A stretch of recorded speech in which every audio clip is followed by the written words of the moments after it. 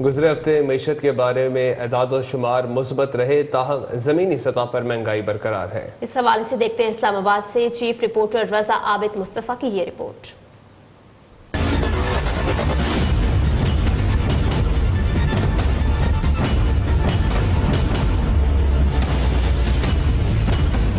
अगरचे गुजरे हफ्ते स्टॉक एक्सचेंज में मुस्बत रुझान रहा और 100 इंडेक्स 5,335 पॉइंट्स के इजाफे के साथ 181,430 पॉइंट्स पर बंद हुआ। ताहम इन अदाद-ओ-शुमार का आम आदमी की जिंदगी पर कोई मुस्बत असर नहीं पड़ा। महंगाई में मुसलसल इजाफे ने लोगों की जिंदगी जीर्ण कर दी है। इतवार बाजार भी इस महंगाई के आगे ढाल नहीं बन पा रहे। इस सारी सूरत हाल पर वफाकी दारुल हुकूमत के शहरी भी परेशान हैं। महंगाई का क्या बताएं, हर चीज में महंगाई है। महंगाई पेट्रोल बढ़ता तो महंगाई बढ़ती है। महंगाई बहुत ज़्यादा है, गरीब आदमी का गुजारा करना बहुत मुश्किल है।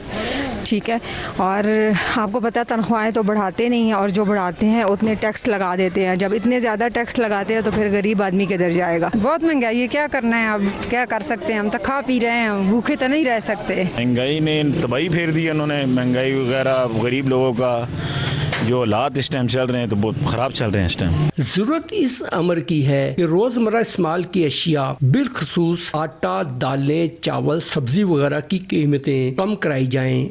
मंडियों से बाज़ारों तक निगरानी का मौसर निज़ाम महंगाई में कमी ला सकता है। कैमरामैन सैयद नीसम काज़मी के साथ रजा आबिद मुस्तफ़ा, रोज़ न्यूज़, इस्लामाबाद।